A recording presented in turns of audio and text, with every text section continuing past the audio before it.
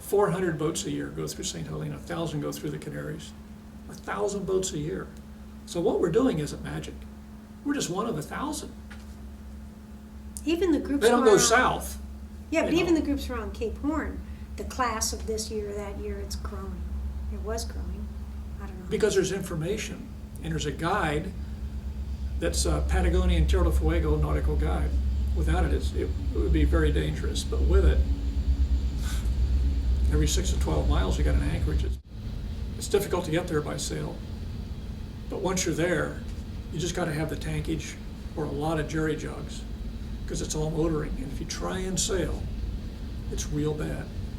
Like the year Beth Leonard went, there were either 10 boats, she went in 2003. That year, because they went twice, but that year there was either 10 or 12 boats, the class of '03. And there was more our year. But anyhow, only 2 of them didn't end up with their mast in the water. What happened, you can be sailing in 15 knots of wind, because the winds all come from the west or southwest, but it gets turned to the, then you have willow-waws. The second the sun takes it, or shades a mountain, you know, cold air gets stacked up by slightly warmer air. Pretty soon the cold air overpowers it. And when it comes, it's like a funnel. And it brings the cold air down. It only lasts, a willow-waw lasts 8 or 10 seconds. But you go from 10 knots to 70 knots, just like that. In a powerboat, you just get a rock job. It's just bang-o, and you roll like this, and back and forth, and it's done. But in a sail, because the nearest fuel is 600 miles, and then when you get there, it's hyper expensive, because it's in jerry jugs. I mean, it's really, really expensive. So they're trying to sail, particularly the boats with small tankage, and they just get slaughtered. What's down there is there's anchorages like every 10 miles, less than that. You never go at night anyway, you stop every night. You just drop your hook back in, very close to land because it's deep.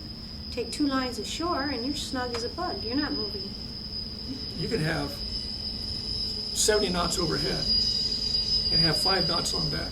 We've been in anchorages where the water has been lifted straight up right in front of the boat, straight up, and the boat just sits there like a rock. One place called Coliani, it was so cool, and it's the only place we ever had shorelines to the north. And then you offset the anchor to port, and then you have a third line ashore to a little islet. And there's a glacier off to the west, and there's high mountains on both sides. So what happens is the westerlies come through, and they accelerate, it's like a venturi. Then all the way around to where you are is a solid sheer cliff rock bowl. And directly across from us, there's like, depending if it's raining or not, anywhere from 18 to 100 waterfalls, individual waterfalls. When the wind comes through, it blows the waterfall straight back up. It rockets around, it lifts the water, you can see it coming. There's nothing you can do. And then you get this giant rock job, but we have a big anchor. We've got an offset to port, 50 kgs. And it's and with a lot of chain. So it just lifts the chain and then you just settle back down. We have 3 lines ashore. 2 in the back. 2 astern. Yeah. What you do is you drop the dinghy before you get there. You're out in the channels and you drift and you put the dinghy over, put it on your hip, or put it real tight. On a sailboat, you put it on your hip. On a powerboat, you just pull it tight to the transom. And all these, the channels are all glacier dug. They're very, very deep, and there's no surprises. So sometimes you're from here to the wall from shore, and the bow will be in 60 feet of water, and the stern's in 35 feet of water. But over the years, it's, just sand is washed down. So you back the anchor, but it's pulling straight uphill. Mary runs the boat, and then I get in the dinghy, and I go to the windward side first, which is to the north usually, and I get a wrap on a tree. Mary pulls the line in, takes a couple of wraps, and then we're secure. And I can take my time and get the leeward line on, and then we get everything set, and then you're just suspended on 3 points. And you're pulling uphill, so you'll never, ever, ever drag. And the holding is very good. And you're secure. So you've got to pull that heavy anchor straight up through that clay-type mud.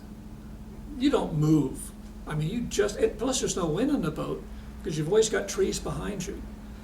There's about 400 anchorages they list in the book out of about 1,000 they tested. In every one, they tell you how deep it is, where to take your lines ashore. Where you can get water if you need it. You know, get water off waterfalls. Where you can hike, what's around, and of course there's no bears or anything. There's no nothing mosquitoes. there that'll hurt you. Easy way, without having to go across to Easter, which of course you'd want to do anyhow because it's such a cool. great place. The simple way is once you get far enough along the Chilean coast, you get 10-knot southerlies, and you're in the Humboldt Current. So it just rockets you north. And now you can go to Callao, which is it's a port for, there's a yacht club there, it's a port for Lima in Peru. But the best place to stop is at the north of Chile. It's the northernmost port, it's called Arica. And that's where Peru, Bolivia, and Chile all meet. It's the Atacama Desert. And that place is pretty special. We met some cruisers backpacking out of Cartagena that went there.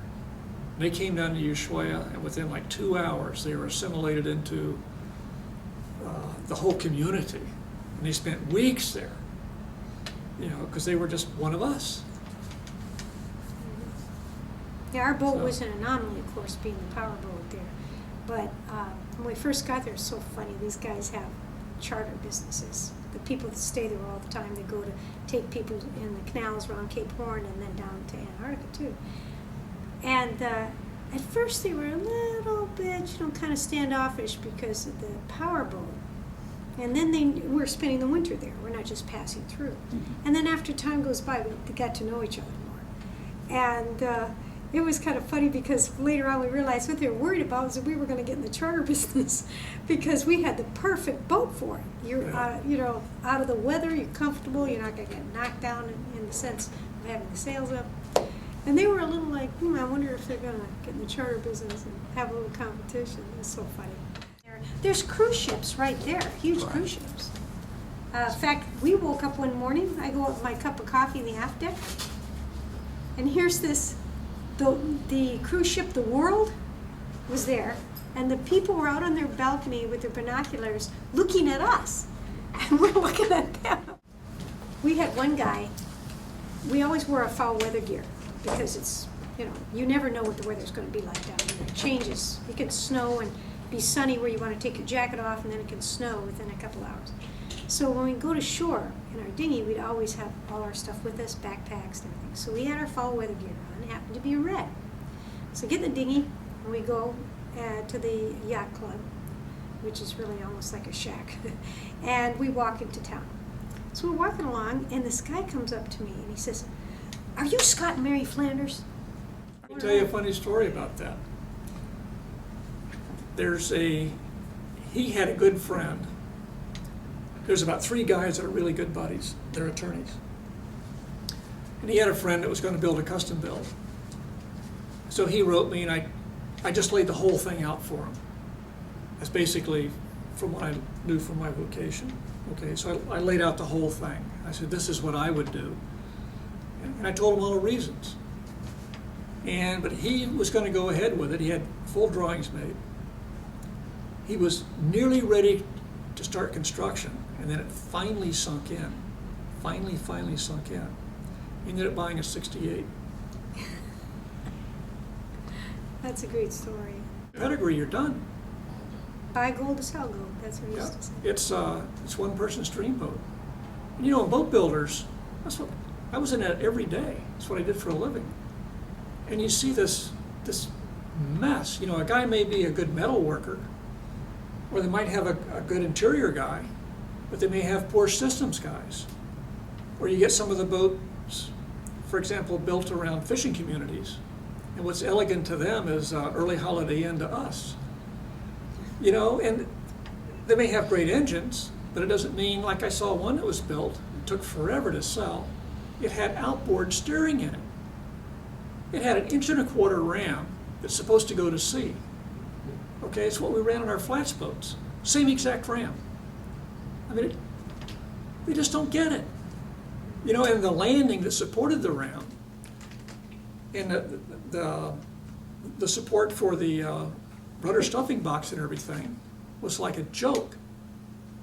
But yet it had raked back windshields and all the stuff. Trying to look very like Nordic. it's, you know, you're ready to go out and push ice around. Mm-hmm. This boat was an absolute coastal cruiser on its best day. And even then, the ram should have been changed, and all of that should have changed. And the whole lazarette where the steering gear was a ball of rust. That was amazing. So it comes up, but they took the time to route a bullnose on it, okay? Because they know they're going to be leaning on it with your hand in there, on your hands and knees, to get your canned goods out to fill the shelves. And you need support that's not going to cut your hand. I mean, just stuff like that. No one, unless you're a builder or really new, would pick that up because they don't know. All of our doorways are rounded. And if you know anything about construction, cracks always start at a corner. It's like a chip in a windshield. Windshields never crack, but they'll have a little chip somewhere, and they crack. So when we built our fishing boats, every hatch had a big radius. We had no gel coat warranty the whole time we were in business, none, because the boats didn't come apart. And all of our doors, not one of them is straight cut. They're all rounded. But it costs a lot of money to do that. But it's where your strength comes from. That's why we don't have, in all the weather we've been in, there's no gel coat stress cracks in the boat. Near the boat would be spider cracked to pieces. And particularly, like even the last trip, I mean, like sometimes twice a minute, it would sound like a train wreck inside the boat with waves breaking against the side. And cyclic fatigue like that would just take the hull and deck joint out of most boats, okay, particularly up forward where there's not a lot of support. You know, we don't have a single stress crack in the boat. Okay, it's all glassed. It's not just 5,200 in tapping screws.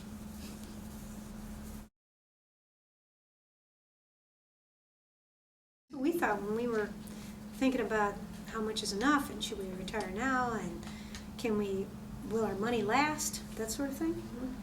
And we were concerned about that, obviously.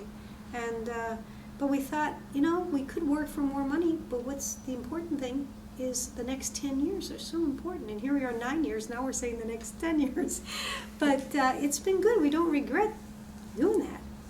You know, even in this economy, we have more money today, in real money, figuring inflation at 3.5% a year, than when we started. Yeah. That's pretty amazing. Mm-hmm. And it's just because and we've also lived our lives. I mean, recently, really lived our lives. We've been free for about 9.5 years, almost 10. It'll be 10 years in August. you spend what you have, basically. That's what another cruiser told us. Scott was asking about that before we retired. She said you spend what you have. So you can stay in marinas all the time and spend more money, or you can divvy it up between anchoring out, you know, and you can cook at home, but we also go out to eat, but we curtail it to what's comfortable for us. And it's lasted all this time, and we're allowed to even go further, and we are further ahead, actually. So it's quite reasonable, because you don't have all the other stuff to pay for anymore. We didn't want to have things to worry about at home, as far as property.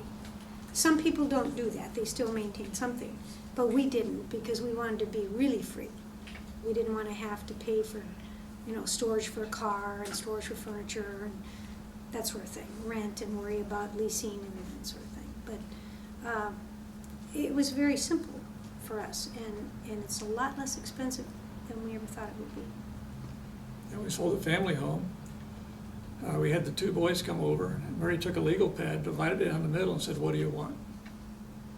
We gave everything we could to the boys and made them take stuff even though they didn't want it. And we gave a lot to friends, and the rest we put in a huge pile on the front porch and gave it to American veterans. Every single thing. We just couldn't sell something that we paid $80 for $2 at a flea market. I'd rather give it to the veterans than we did. And there's none of it we want back, including the paintings and all the knickknacks we picked up and all the stuff we had. There's nothing that we want back. Our biggest single expense is airfare. We have two boys. One lives in Bangkok and one's in Fort Lauderdale. My dad died the day we got to Tasmania. Mary's mother, Mary just made a trip up north, just got back 2 days ago, 3 days ago. It's not fuel. And typically, if you take 10 years of cruising and you divide 10 years in the amount of miles you've done, let's say we've done 60,000 miles just for a figure. And I don't really know how many we have because it's not important. But if you took 10 years and divided it into 60,000 miles, that's 6,000 miles a year. We get roughly 3 miles to the gallon, so it's pretty simple math. 3 nautical miles per gallon. It's not your big expense. And it's not what you think. As far as marinas, in the US, marinas are quite expensive. But for our boat in Barcelona and Turkey, it was about $5,000 for 6 months. I mean, if that's a problem for your budget, then, well, it's not going to be a problem for a Nordhavn owner because they just simply won't have one because they can't. If they can't, they should just go to sale. And at whatever level in sale they can, because they get to see the same things we do. It's just we're more comfortable, and I feel we're safer. But you'd be surprised how much you don't need if you can give up your stuff. You know, we have health insurance, which is nominal, particularly because we're outside the country. So our health insurance required us to be outside the country for 6 months out of the year. Oh well. Boat insurance, if you stay within reasonable latitudes, it's not expensive. And particularly, like we get back into the Mediterranean, our expenses will go in half from where we've been. Yeah. Because there's no risk, because there's no wind in the Med. Okay, there's very, very little wind, and when it is windy, you're at a dock somewhere, and you're safe. So your insurance drops. I mean, coastal cruising insurance is pretty nominal. So fuel's not really, I mean, it's an expense, and even though today, let's say it's $3.50 a gallon, we paid $5.73 in a U.S. gallon in St. Helena, and it was what it was, and I'm not going to say we didn't care, but it was what it was. It's a cheap price to pay for the freedom we've had and the stuff we've seen. I mean, you literally can't get there unless you go by boat because they don't have an airport. You can't buy St. Helena, and we've been there. So what's that worth? A lot more than $5.73 a gallon.